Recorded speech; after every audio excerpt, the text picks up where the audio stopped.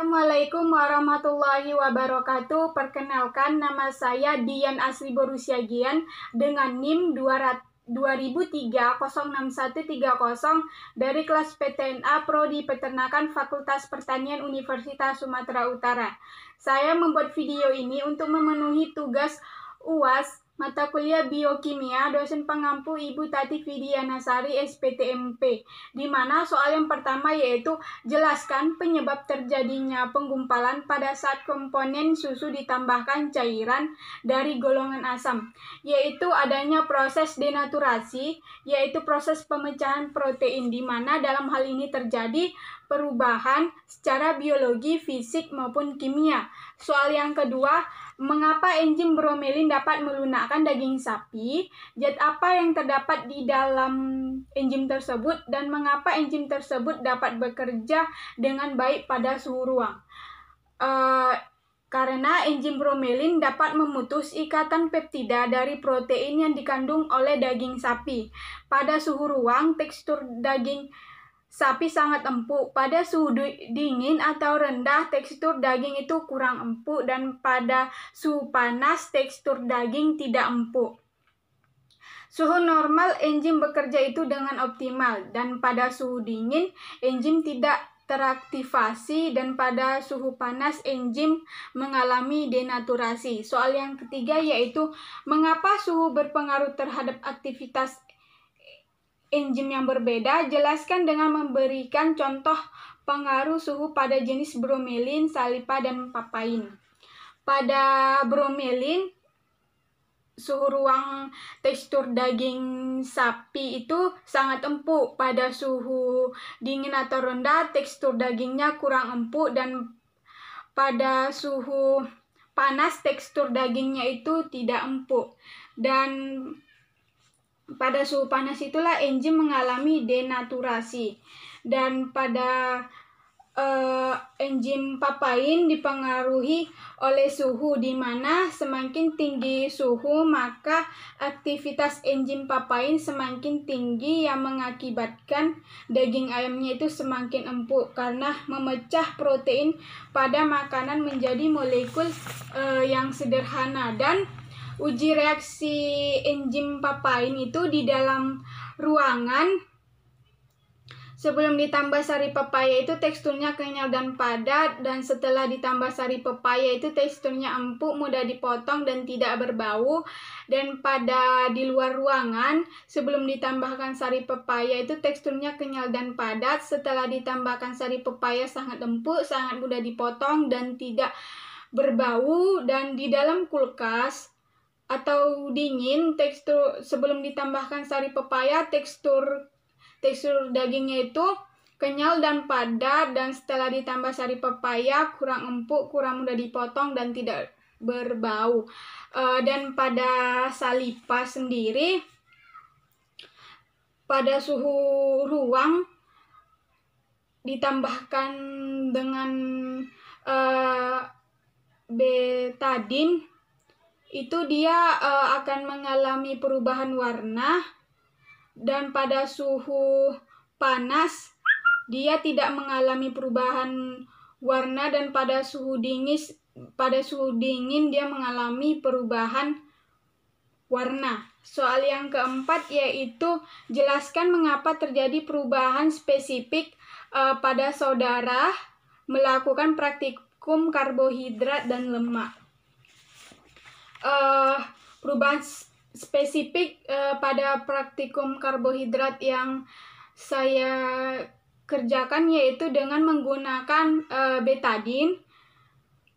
Teori yang mendasari praktikumnya itu yaitu jika ditetesi betadin, dia akan berubah menjadi ungu atau biru kehitaman yang menandakan makanan tersebut mengandung karbohidrat. Seperti yang saya gunakan bahannya itu nasi, putih telur, dan biskuit. Dan perubahan spesifik pada praktikum lemak, saya menggunakan itu kertas sampul coklat, dan bahan yang mengandung lemak itu yaitu kemiri, minyak goreng, santan, margarin, dan susu kental manis.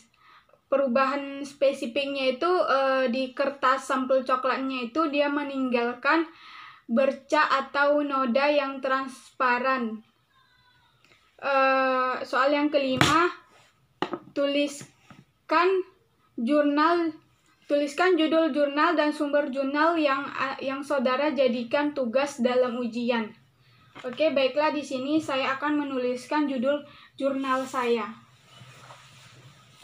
Judul jurnal saya yaitu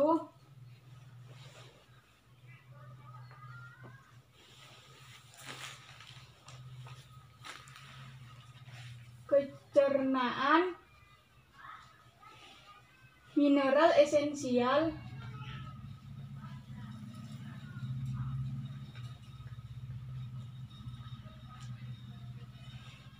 Natrium dan kalium anak kuda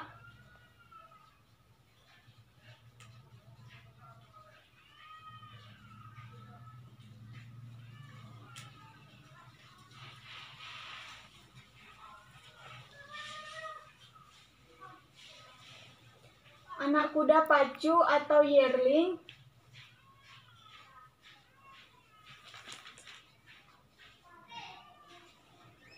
di Indonesia yang diberi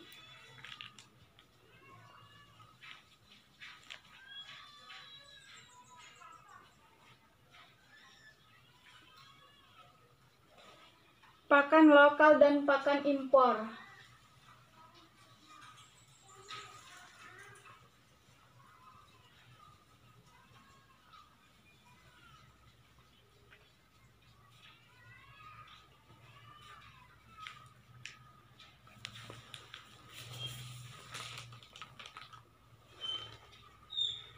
Jurgen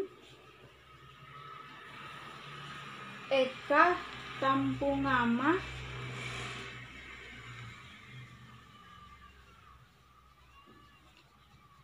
YLR Tulung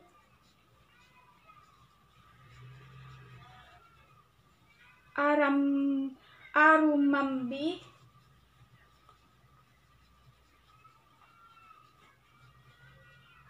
WB Kaunang.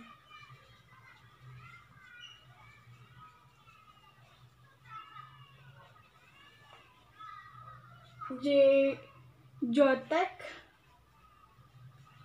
Vol 40 nomor 2 684 sampai 688 Juli 2020. PISSN 0852 sampai 2626 EISSN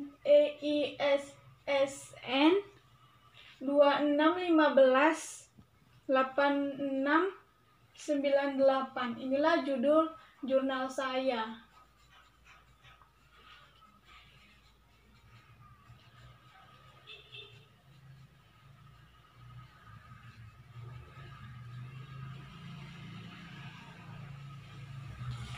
Dan judul jurnal saya yaitu Pencernaan Mineral Esensial Natrium dan Kalium anak kuda pacu atau yearling Indonesia yang diberi pakan lokal dan pakan impor. Jurgen Eka Tampumangan YLR Tulung Arambabawi WB Kaunang Fakultas Peternakan Universitas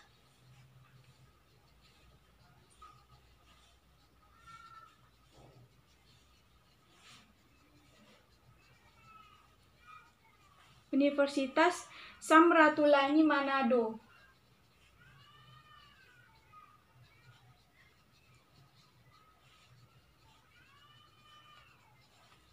(19 115) Jotek Vol 40 nomor 2 684 sampai 688 Juli, terbitan Juli tahun 2020. PISSN 0852 sampai 2626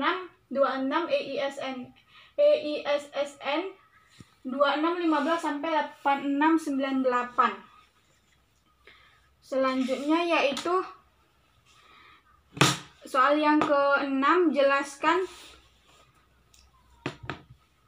jelaskan tujuan dan perlakuan yang diberikan penelitian dalam jurnal tersebut.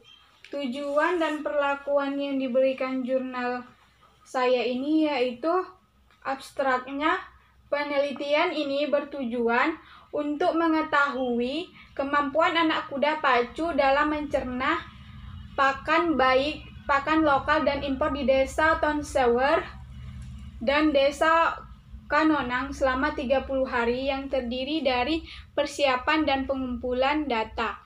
Data yang dikumpulkan yaitu jenis dan jumlah pakan natrium dan kalium yang diberikan pada ternak kuda pacu serta jumlah feses per ekor per hari. Kemudian diambil sebanyak 10 sampel pakan lokal dan 10 sampel pakan impor. Selanjutnya soal yang ke-7, jelaskan hasil dan kesimpulan dari jurnal tersebut. Hasilnya yaitu rataan jumlah konsumsi natrium dan kalium pakan lokal dan pakan impor, yaitu angka rataan jumlah konsumsi bahan kering anak kuda pacu, konsumsi konsentratnya pada pakan lokal yaitu 4325, pakan impor itu sebanyak 5078, dan hijauan pada pakan lokal itu 1490, pada pakan impor 1334. Jadi total konsumsi pakan lokal yaitu berjumlah 5816 dan pakan impor 6411. Dan kesimpulannya yaitu berdasarkan hasil penelitian ini dapat disimpulkan bahwa kecernaan natrium dan kalium pakan impor untuk anak kuda pacu di Indonesia itu lebih baik dibandingkan dengan pakan lokal. Selanjutnya yaitu soal nomor 8, jelaskan proses metabolisme karbohidrat, lemak, dan protein di dalam rumen, retikulum, dan omasum, dan jelaskan itu menggunakan skema.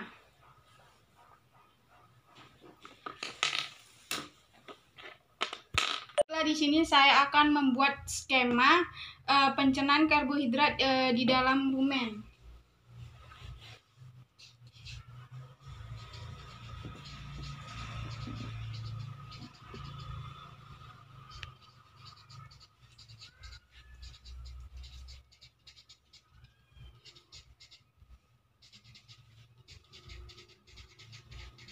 Dalam rumen yaitu fruktan,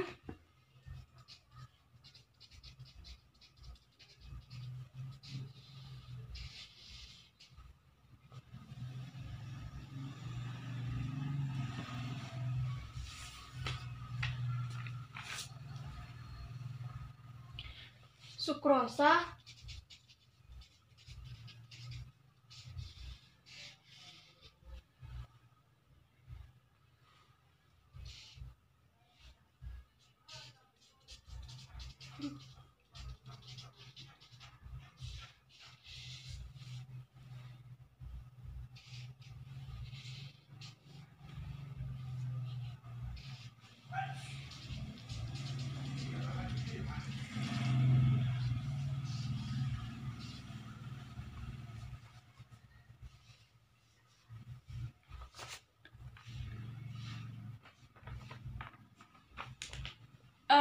ternak itu memakan hijauan itu dari kelas pati atau selulosa.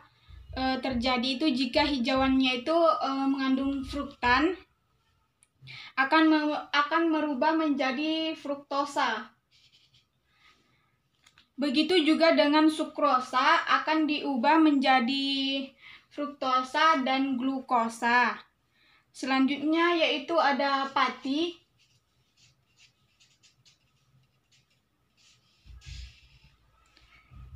Pati ini ada kelasnya, yaitu ada maltosa dan isomaltosa.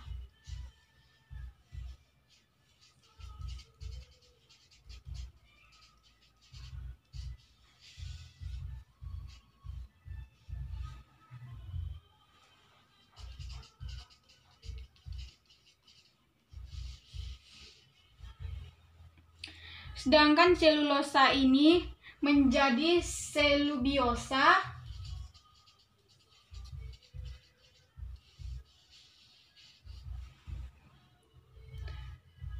diubah menjadi selubiosa, tidak diubah menjadi glukosa, tidak diubah menjadi glukosa, tetapi akan berubah dia ini menjadi glukosa 6-fosfat.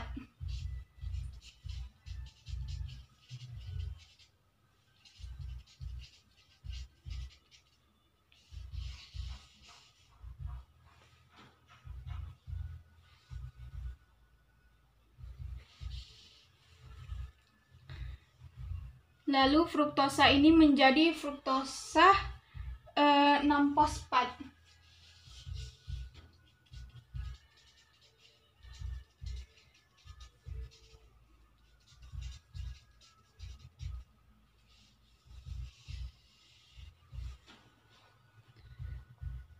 Lalu ada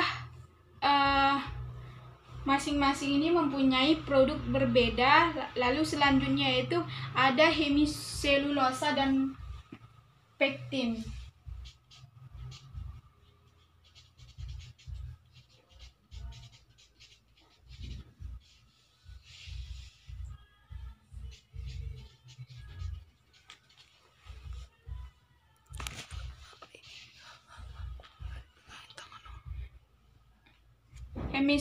Hemiselulosa dan pektin ini akan menjadi yang namanya yaitu pentosa.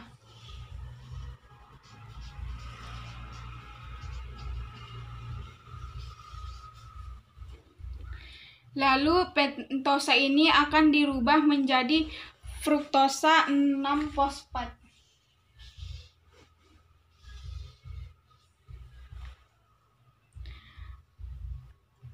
Lalu selanjutnya yaitu ada pirupat.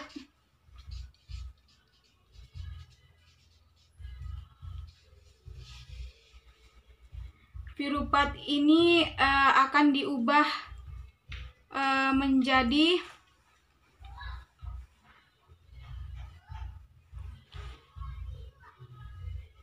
metan. Formatnya metan.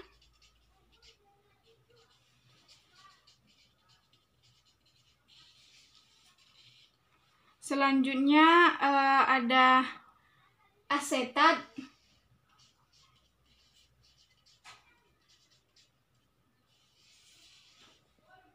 Lalu ada butirat.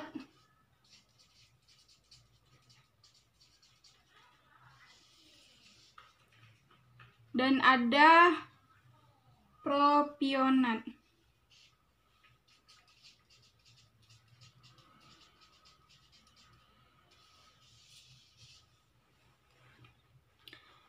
Dan ini terjadi di dalam mikroba rumen yang mengandung enzim masing-masing. Jadi, makanan atau hijauan yang belum halus di dalam rumen itu akan dilontarkan kembali di dalam mulut. Itu terjadi pada saat sapi atau ternak ruminansia atau itu sedang beristirahat. Mikroba yaitu memakan sukrosa dan selulosa serta hemiselulosa. Hasil akhirnya itu berupa gas metan, asetat, butirat, dan propionat C2, C3, dan C4. Proses yang pertama sekali mencerna karbohidrat di dalam tubuh ruminansia itu adalah pekerjaan mikroba rumen. pencernaan karbohidrat. Selanjutnya soal nomor ke-9 yaitu apa fungsi mineral di dalam tubuh ternak unggas. Berikan 3 contoh mineral yang sangat dibutuhkan oleh ayam petelur beserta jumlah pada fase produksi. Fungsi mineral dalam tubuh ternak unggas yaitu elemen utama yaitu CHONS, PMG, NAK, dan Cl. Trace elemen CO, Cu, Jn, Fe, silikon, mangan, Mu, Se, dan Cr. Dibutuhkan dalam binatang belum tentu oleh manusia, arsen, CaD, Ni, silikon, timah, dan vanidum. Soal yang ke-10 yaitu apa fungsi mineral di dalam tubuh ternak perah. Berikan 3 contoh mineral yang sangat dibutuhkan oleh sapi dan kambing perah beserta jumlahnya pada fase produktif. Yaitu contoh mineral yang fungsi mineral pada ternak perah yaitu pertama untuk pertumbuhan, kesehatan, dan produksi susunya. Contoh mineral yang sangat dibutuhkan yaitu kalsium dan fosfor, natrium dan kalium, klor dan belerang, serta magnesium. Sekian video jawaban UAS dari saya. Apabila salah kata saya mohon maaf. Assalamualaikum warahmatullahi wabarakatuh.